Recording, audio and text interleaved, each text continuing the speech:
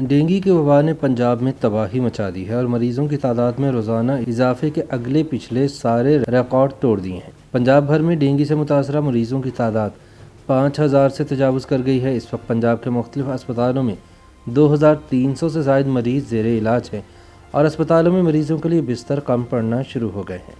پنجاب کے زیادہ تر اسپتالوں میں ڈاکٹرز مریضوں کو یہ کہہ کر ٹرخاتے نظر آتے ہیں کہ ڈینگی کا کوئی علاج نہیں، لہٰذا آپ گھر جا کر آرام کریں اور پیناڈول کی گولی کھائیں۔ لیکن مسئلہ یہ ہے کہ ڈینگی کی وبا سے اب تک پنجاب میں 100 سے زائد افراد اپنی جانوں سے ہاتھ دھو بیٹھے ہیں۔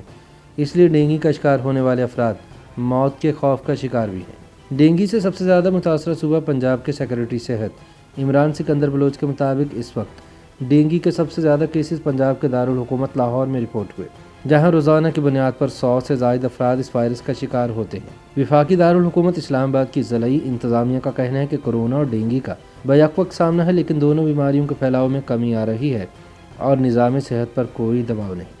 پنجاب میں کیسز کی بڑھتی ہوئی تعداد کے حوالے سے صوبائی وزیر صحت ڈاکٹر یاسمین راشد نے ایک ٹویٹ میں کہا کہ ہم ڈینگی کے مرض سے نمٹنے کے لیے بھرپور کوششیں کر رہے ہیں۔ صوبے میں بڑھتے ہوئے ڈینگی کیسز کے بعد اس وبا سے نمٹنے کے لیے صورتحال کا باریک بینی سے جائزہ لیا جا رہا ہے۔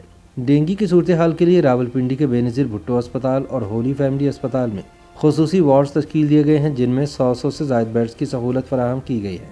بےنظیر بھٹو اسپتال کے ڈینگی وارڈ کے انچارج کا کہنا ہے کہ اس وقت تمام بیڈز پر مریض موجود ہیں اور یومیہ 25 سے 30 نئے مریض آ رہے ہیں۔ اسلام آباد میں ڈینگی کے پھیلاؤ کے حوالے سے district health officer doctor Zaeem Zia نے بتایا کہ اسلام آباد میں ڈینگی کے مریضوں کے لیے پیمز اسپتال میں خصوصی وارڈز بنا دیے گئے ہیں، جہاں زیر علاج زیادہ تر مریضوں کی حالت بہتر ہے۔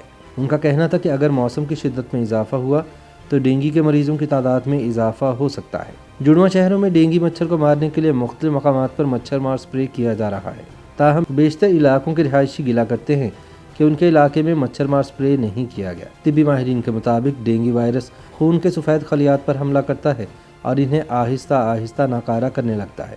اس مرض میں مریض کے پٹھوں جوڑوں میں شدید درد ہوتا ہے۔ بخار کے دوران ڈینگی کے مریض پر غنودگی بھی طاری ہو جاتی ہے اور ساتھ ہی اسے سانس لینے میں دشواری کا سامنا ہو سکتا ہے۔ بعض مریضوں کو متلی اور قے کی شکایت ہوتی ہے۔ تیز بخار کے بعد جسم پر سرخ نشان پڑ جاتے ہیں۔